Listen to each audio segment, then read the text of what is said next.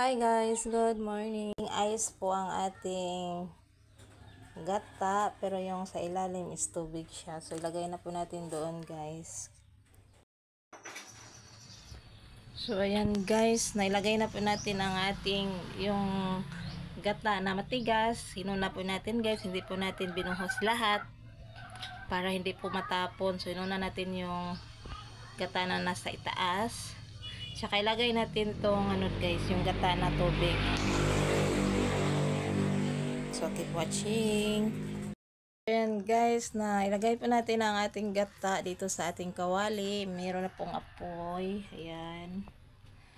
Tsaka ngayon maligo muna ako. Naghugas na pala ako ng pinggan. Kakatapos lang po akong maghugas ng pinggan guys. Tapos ngayon is maliligo na po ako. So hayaan ko lang to dito. So ayan na guys ang ating coconut oil. Malapit na po siyang matapos. Ayan, nasa ibabaw na po yung niya, yung oil. Tingnan nyo guys, oh. Nasa ibabaw na po ang oil ng ating coconut. Yung sa ilalim is yung niya. Maging lunok din yan. Yung nasa ilalim yung puti. Pero yung kukunin natin is yung oil lang mamaya. Ayan. So, hindi kailangang i-mix natin palagi kasi hindi naman siya tatapon kasi marami na siyang oil sa ibabaw. Natin ang ating coconut oil guys. Ayan, malapit na po tayong matapos. Marami na tayong oil. Oh. Ayan, nagpaibabaw na ang ating oil at saka kailangan po nating i-mix lang po natin guys para hindi po siya masunog sa ilalim. Ayan. Tapos pwede din nating iwanan, hindi natin kailangang i-mix ng mix kasi mainit din dito. Iwanan natin guys. So itansya lang po natin kung siya, hindi siya masusunog. Balikan natin guys after 3 minutes. So ngayon, check na natin ang ating coconut oil. Lana. Ayan guys, malapit na maluto kasi nag-brown na siya. Tsaka ayan siya. Oh. Masarap din to guys kainin yung niya, yung lunok.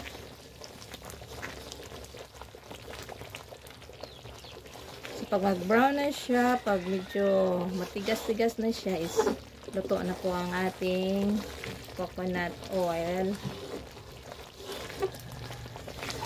So dapat pag ganito guys, kailangan i-mix na natin siya, luin natin siya palagi para hindi po siya umitim, hindi po itim dito yung lunok natin guys kasi makain din tong lunok. Pwede siyang kainin. Lagyan ng kunting asukal.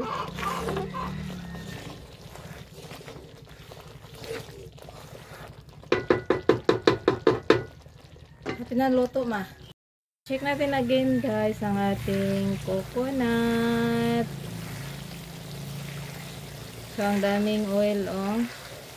Ang daming oil ang ating coconut guys. So pwede itong makain yung lunok niya ito. So, patigasin muna natin dito guys. Hindi pa siya luto kasi malambot pa. Pero pag maluto na siya, so malalaman natin guys pag yung oil natin, coconut oil is luto na pag malambot na po siya. Ay pag matigas na po siya. So ngayon is hindi pa siya luto kasi malambot pa.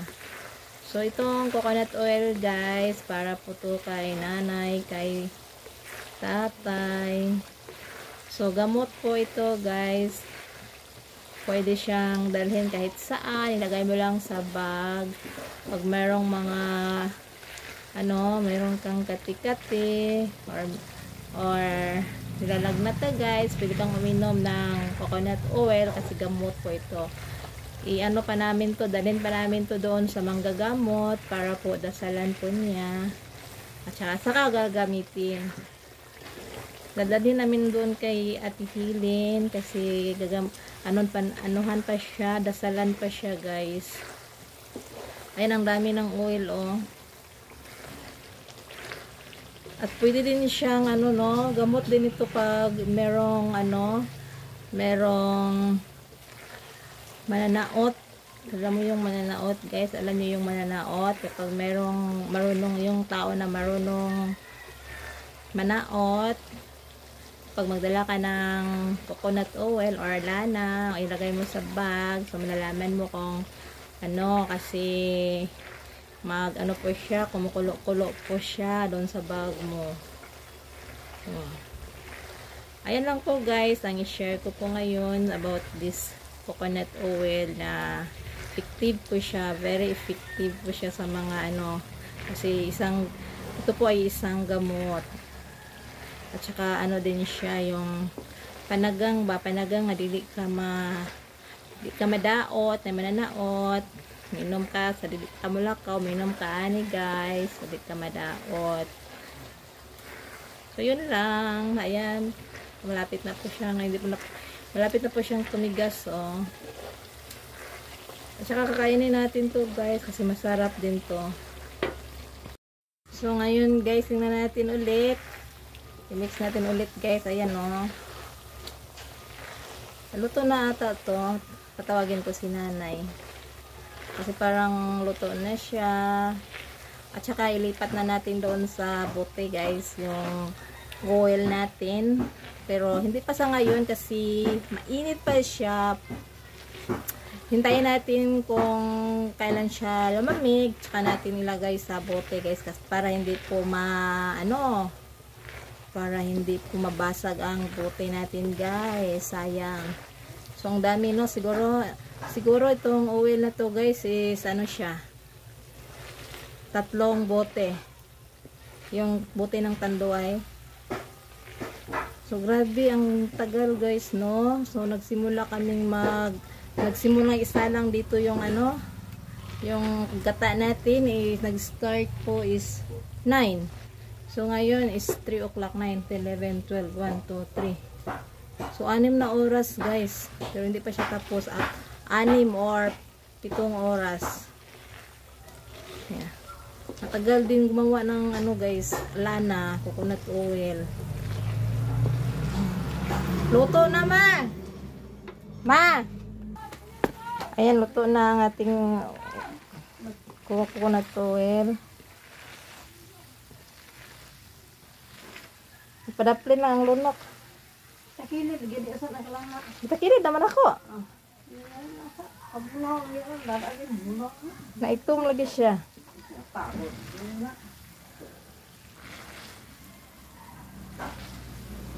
So, luto na ang ating coconut oil guys. Napagod daw, sabi ni nanay. Tingnan natin kung napagod ba siya. Wala na. Wala ba no? Wala man siya napagod. Makaon ni siya guys. Pwede ni siya kanon. Ito na, lagalan pa. Sakto na eh. Hindi na doon dato, dari lang na eh. So, luto na ang ating coconut oil. So, ayan na po ang ating coconut oil guys. Yung lana natin, isang bote lang po. Wala nang lana oh. Sa 10 coconut, sa 10 niyog, 10 pirasong niyog, ayan, isang bote lang po ang magawa natin ang coconut oil. So, yan lang po guys. Hindi ko alam kung bakit kunti lang ang lana. Yan po ang lunok guys, lunok ng coconut oil. Ayan, pwede pong makain, parang dito lang siya guys. Ayan yung lunok, pwede siyang makain.